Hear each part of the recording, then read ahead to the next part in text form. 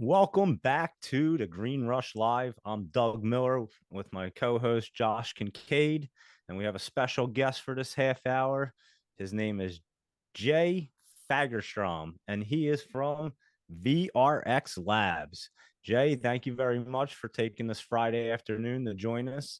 And please introduce yourself and tell us a little bit about VRX Labs. So VRX Labs is a cannabis compliant lab in California, Long Beach specifically. We've been in business a couple of years. It's a full compliant lab, full testing. And just now we're going through our ISO recertification this next week, and we are hitting the market again. We understand that there's a lot of opportunity. We are from the industry, working in the industry. We are not corporate people, and we are looking to get back to the grassroots, raise the level of optimism in compliant cannabis, and move on. Approximately how many products do you sample or get into sample per day? On average, we're looking at 10 to 20 samples per day. And we run about 25 days a month. Okay. And are you in California? Is that right? Yes, sir. Long Beach, California. And how far out do those products come from? We are generally within about a 50-mile radius. Mostly we service the industry within about 25 miles. We have enough compliant cannabis in that area to suffice us. Mm-hmm. Okay. And we have our other guest, Sam, just joined us from Point Labs. Sam, welcome to the show. And that's Jay. Hey, thank you so much for having me. Oh, our pleasure, our pleasure. Tell us a little bit about On Point Labs, and then we'll continue back with Jay, and we'll have a great conversation about labs.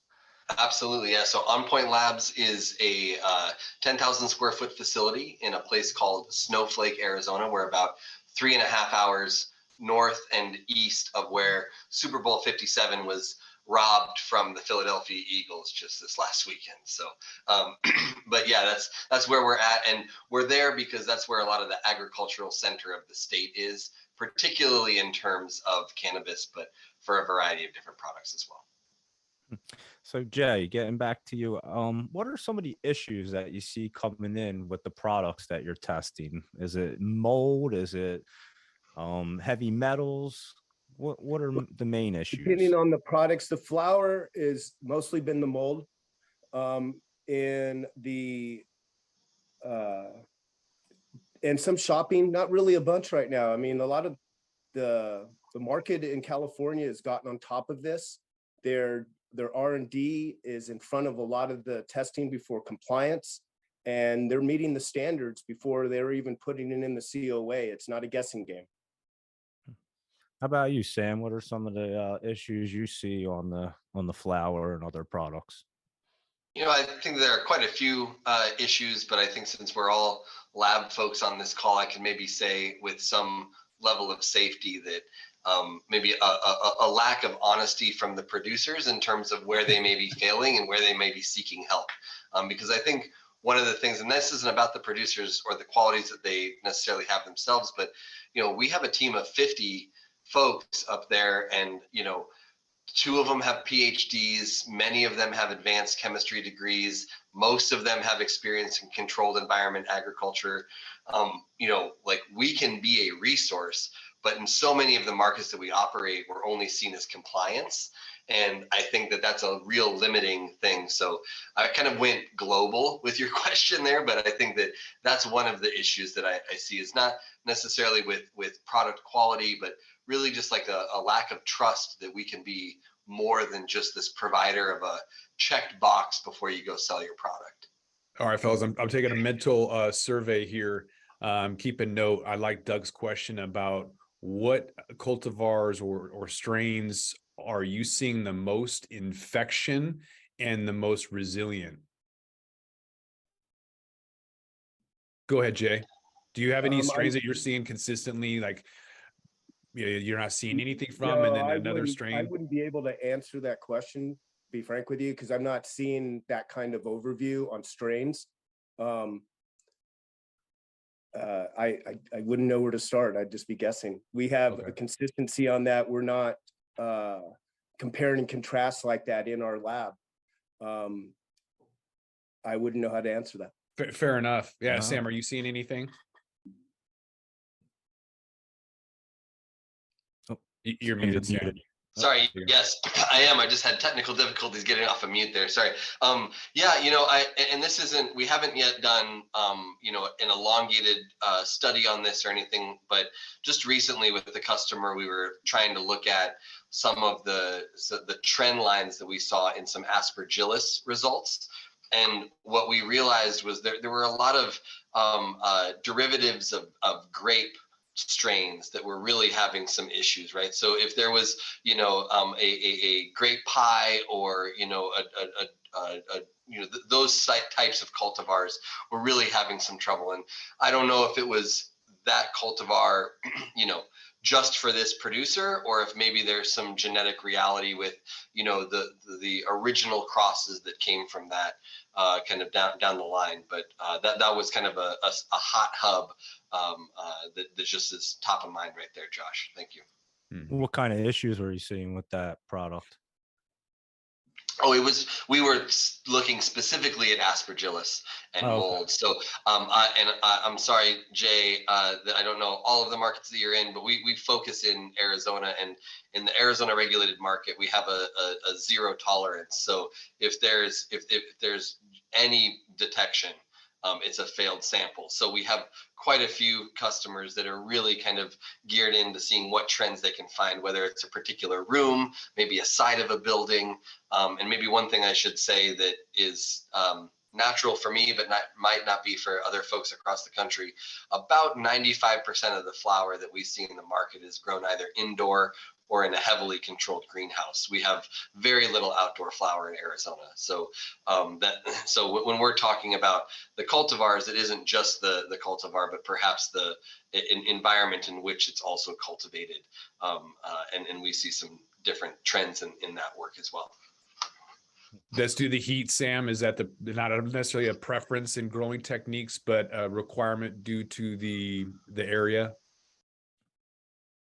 Yes, yeah, I would say that, even in the areas that aren't extreme, it still can get in the, mid to high 90s as a daytime temperature, right in, that kind of beautiful season for outdoor growing. So I should say you can definitely grow cannabis, right? But it isn't necessarily ones that consumers might want to see on a shelf and pay $70 an eighth for. Yeah. I want to ask a question about legalization. Maybe Doug can ring me in back after that, but wondering how you guys are looking at labs as a regulatory approach. You've got Biden wanting to do some research and see if, patent 6630507 exists and what research Nixon did 40 years ago, whatever, I'm just curious if you guys are seeing lab testing as to support that scientific research and some potential implications on what medical and therapeutic applications could be to speed that up. Jay, do you want to go first? No, sir. Once again, I have to apologize that I'm not in a position to answer that. What we're seeing a lot of I'm on the business side of it, and on the science part, we're seeing R&D to pre-test the material before they go into their compliant testing. But we're in a controlled environment that's been running since just past 96 legally. So they've worked out a lot of the issues as far as that is. So as far as the science and trying to expand on the information and the research we have, we're not getting that at all here. Outside of just consumer safety and general practices, you talked about ISO and that kind of general normalization and certification process, and just kind of giving them peace of mind, I guess. Yes, and the state requires that, and it gives us it helps our accreditation on that. We're fighting a lot of the lab shopping and what have you, and being from the industry, we came from the grower side. and ended up in a lab. And ironically, we're allowing the science to speak for itself. And we're the bridge between the people that are coming in that we're having a hard communication with the scientists. And so we can talk to the scientists and then go back to our clients. And that's kind of the bridge that we are now. And that's what we're seeing the trend is for us, is there the communication between the labs and the producers was, it set the table for a lot of oddness in the shopping and the communication between the labs and the cultivators, the manufacturers. You And I see think that too, Sam?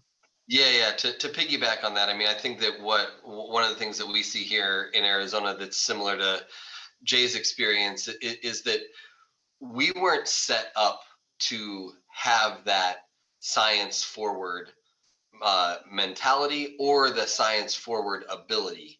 And by we, I mean compliance testing generally in the cannabis space, right? Like we were just a part of the Frankenstein of the rulemaking, world, where like, hey, you know what's a real priority? Let's make sure that we stop sending people to prison for this. Okay, then we should probably figure out some licensing strategy. And oh crap, we got to figure out how to make sure that consumers are safe. So really, in the grand scheme of things, while we are labs, and while I am proud to say that we're a biomedical research facility, every time I get to choose an industry, on LinkedIn or whatnot, I mean, the reality is that we are a stop along the production schedule for a producer, whether it's a cultivator or a manufacturer. We are a box to check. And whether or not my colleagues across the lab space embrace that or acknowledge that or understand that is usually some type of indication of how successful they are in a market, right? You can be a PhD microbiologist and have, peer-reviewed journal papers in a variety of different publications, but it doesn't mean that TerraSend wants to test their, newest crop with you, or, that kind of thing, right? So I think your question is a really good one, Josh, but the frustration for a lot of us in the lab space is we weren't given the ability to focus on the things that science should allow us to focus on. We are the equivalent of a dry cleaner. You can't go and present your case in front of the judge unless your suit's clean, and you can't bring your product to, the Cure Leaf store or the True Leaf store, or the Zen Leaf store unless you have the COA in hand. So we are just a byproduct in many ways of the regulatory regimes that we're a part of. No, I think that's just a brilliant response. It's so true, just how everyone's thrown in the mix without any kind of SOPs to begin with. You had to create it. You had to figure it out. You had to spend the money on trial and error. And there wasn't any kind of foresight to say, maybe we should extract some of this and look at it from a bigger, fundamental level. So I just think the reality of it is so raw and real that it was just perfect. So Jay, perfect storm for sure. Yeah. No, I was going to ask Jay, in California, you were kind of saying about the COA. Are a lot of the growers and everybody testing their product before they even take it to the labs to get tested, like for their final? Are they doing COAs prior to getting their final COAs? Brands they're doing the research and development and working on that, because we're constantly making a better product. And if we can get the yields larger, they can get the yields larger. They're meeting the standards. They have a consistent product. I mean, the thing they're battling is consistency. And then once they get it down, the environment changes, something changes, or the regulations change, and they have to be able to meet that. And so getting in front of it with the research and design, knowing that they're going to pass the COAs, means that they don't tie their commodities up with the state. It's an interesting point. I mean, it's the regulations are just so crazy. It's here we're talking about testing and safety for people that use cannabis, and yet everybody has to like run around different circles to get around everything. And it's like, is it really like, are we really doing the right thing? Like, do you guys honestly think that we're testing for the right reasons and for the right things? I mean, I know toxins and the heavy metals and that sort of thing. Do you think we should be testing for other things as well, like other hazardous materials? And what do you feel about the testing industry? Yeah, so I mean, I think, you asked two questions there that sounded like they were the same, but they actually have an important distinction in that, are we testing for the right reasons? I think yes, right? We want to make sure that as the consumer, you can have a general and a base level of expectation that what you see as part of the label claim is actually what you see, on the shelf. But if we're testing, the question is, are we testing for the right things? I think that is an entirely different set of answers, largely because, necessity is the mother of invention, right? It's like everyone knows that, right? But right now, even, for trim, you can get a pound on the wholesale market here in Arizona for about maybe, $250 to $300 for a pound of trim of regulated cannabis. Hemp you can get for, maybe a couple of bucks, like maybe just the change I can find in my couch.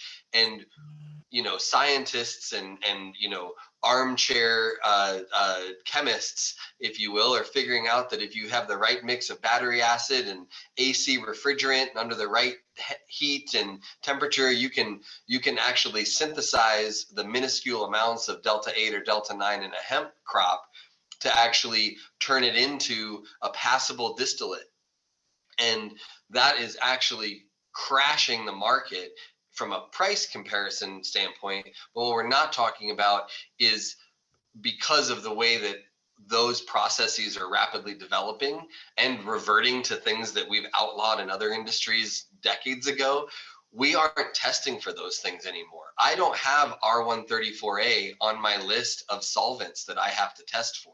So someone can literally use the Freon that you have in any one of your cars to, synthesize hemp into something that you're going to be seeing in a cartridge or in a package on the shelf of a dispensary. And every analyte that we test for says that it's safe, but we don't tell you that there's vitamin E acetate in it or not, R134A, any number of these things, right? So I don't usually make a habit of quoting Donald Rumsfeld, but when he talks about the known unknowns or the unknown unknowns, like that's what we're dealing with here. And I think that, in other industries, such as like, the pharmaceutical industry, you don't have to give your secret sauce, but you not only have to test your final product, but you also have to test your byproduct and make sure that both are safe and as a part of your finished pharmaceutical grade. So, we have stuff that's coming out looking like antifreeze, and in best case scenario, clean antifreeze, not used antifreeze, right? But either one, I don't want to see as a part of something that I'm putting into my lungs one way or the other, right? And that's just my lungs. Some people are using that distillate for edibles, right? So, and we see these stories even with well-regulated industries like the candy industry that are finding dangerous levels of lead and cadmium and other, places in like high quality gourmet chocolates. What aren't we seeing because we're not testing for them? And I think that those questions really are never going to happen until the federal government sees us as an industry worthy of that level of respect. And I think that's like, those are all tied together for me. And as you can tell, I can go on and on about this. So I'm going to take a pause here and see if I'm on track or not. No, I love the passion, Sam. You're clearly passionate about what you do, and I love it. And Jay, how do you feel about that in the whole industry and the testing? Well, prior to testing, more unicorns have died than people smoking marijuana. So once we got regulated, then the testing and people were harmed. For the most part, people that produce marijuana took pride in it and they didn't want to hurt people. It was something they were sharing. We've lost that with the commercial thing. So we have to have the regulation. We have to have the testing. We have to have the knowledge. But the way that the table has been set in California is that the regulations supersede reality, whereas we want to put a safe product out. People growing it and manufacturing want to put a safe product out. We want to be able to be competitive financially. But between the regulations and the people not having the microbiologists get involved and say, hey, this is what's happening. This is how we need to consistently change. We need to hear back from the labs. We need to hear back from the outside producers. It's going to consistently change. It's a pioneering business, so we have to flex with it. But there's a lot of flaws in it, and it's being run by people that took a job, didn't necessarily want the job. It's matured a little bit, but we're still, brand new, trying to find people that want to be in this industry. And as you said, until the feds get involved, we're just seen as a stepbrother. It doesn't really have, any teeth. Do you guys have any advice or final words on what consumers can do or how consumers can use testing to make more informed decisions on certain products? Yeah, I mean, I think my first thing, and I know that I'm by far the first person to bring this up, but I'm proud of my training and my certification as a Gangier. It's a great program out of Northern California, kind of connection to what matters in terms of the analysis of high quality craft cannabis. And I think that consumers should always ask for the terpene profile testing. Potency is not any realistic gauge of quality. I tend to drink a lot less nowadays, but I never went to a bar and said, "Give me your highest potent, liquor." And just take a shot of Everclear just to get wildly drunk out of my mind, right? Like you want that journey, you want that symphonic expression of what the whole plant has to offer. So, and maybe I'm speaking just from an Arizona focused perspective, but most of our consumers, when they hear testing, what they're asking for is the potency. And I think that if we can divorce those two things, we'd go a really, really long way. I mean, some of my favorite cultivars routinely hit in the 15 to 17% THC range, but they're at that 4.5 to 5.5 terps, and they're just like, knocks you back on your ass. Like those kinds of things are what consumers should be. If I can be normative in my response here, that should be what matters. And I understand that some people pick up a bottle of $2 Chuck because it's what's affordable and it gets the job done. But having a really, really nice, properly aged Nebbiolo from the right region and the right vintage, that matters, right? So how are we going to get to that level with cannabis? And you start by asking for the terpenes, not for the potency. I agree 100%. Do you guys think that some of the labs are falsifying the potency tests just because of obviously if they're higher potencies, you can sell more product, and if you can give a grower or producer higher potencies all the time, they're going to generally do better just because of what you're saying. Most consumers go in and ask for the highest THC percentage, which obviously isn't the correct thing to do. I don't disagree at all, Doug. And I think that, I'm not trying to bring a religion or spirituality to it, but I think, there's this line that always sticks for me from Modest Yahoo, right?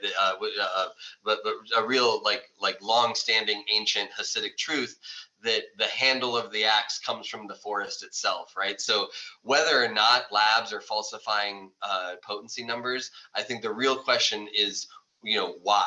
Right? Like the producers are very aggressive, and they're aggressive because the consumer is aggressive, right? So we live in this really kind of toxic cycle that is potency first and potency only in some really damaging ways. So I don't know who stands up and puts a stop to it, but I think that the reason why labs have been at the center of it is they're the one producing the results. But there's been one case recently from a producer out of California that's in some other markets as well that got nabbed as the producer seeking those high numbers. And I think that may be the first of quite a few of those types of subtle shifts on the conversation, but a really important one, right? Like, we're a cog in the wheel, to one of the points that I was sharing earlier, right? So we only exist because our customers do.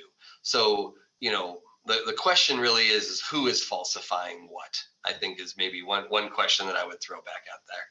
No, that's a great explanation. I really appreciate it. I appreciate both your times, Jay Fagerstrom from VRX Labs and Sam Richard. I didn't even get your last name before. And from On Point Labs, you guys were both actually on point today. I really appreciate your time. Thank you so much. Thank you for enlightening our viewers about testing and the process. And you gave a lot of, I thought, educational information, and I really appreciate it. Josh, you have anything to end with? I don't. No. All right. Well, I'm going to wrap this part up because I think that was great. And we're going to go ahead, take a break. We'll be back. Everybody enjoy your little smoke break, and we'll see you for the last half hour. Again, Jay, Sam, thank you so much. We appreciate it. Yeah. And we'll see you soon. With that, we're going to roll this one up. I'm Josh Kincaid. This is The Talking Hedge. Don't forget to like, share, and subscribe, or don't, and I'm out. Don't forget to smash that like button on your way out and check out these other videos that we've got.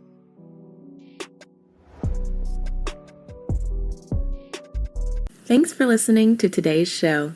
To check out more great cannabis podcasts, go to podconnects.com. Here's a preview of one of our other shows.